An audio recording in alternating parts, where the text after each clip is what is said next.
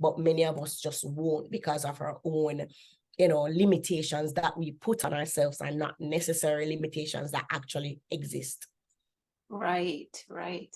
Yes. Their insecurity. So just quick backstory about their insecurity. So as I mentioned, I'm the eldest of my family, of my siblings, right?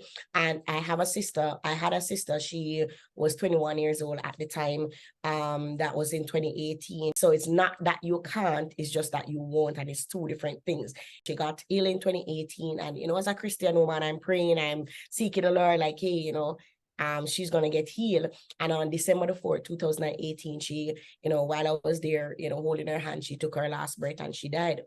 And when I backtracked, you know, she was 21 at the time when she died. And when I backtrack about a conversation that we were having about 2 months when she was in the hospital, she was saying to me that, you know, Crystal, I, you know that I'm sick, I wish that I didn't allow insecurity to punk me out of a lot of my dreams.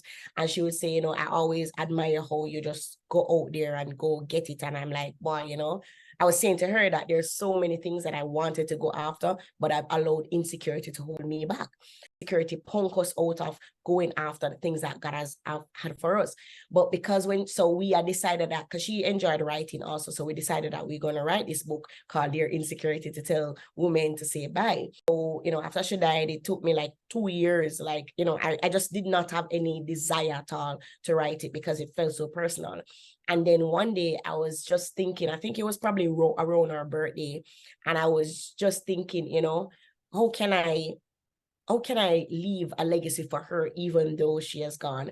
And I decided to write the book. And men, women, persons that have read it just felt like it was their activation, you know, tool to say, hey, go after all that you can, you know, don't let anything punk you out of the dreams, and just use your gifts to bless others. Because, you know, after this life and you're gone, what legacy will you create? And, you know, that is why that book came about. And that is what, so in the book I talk about, you know, different tools that I've used to, you know, overcome my own insecurity. And one of the major things I would leave with persons, when I was praying, I was like, Lord, you know, how do I get over insecurity?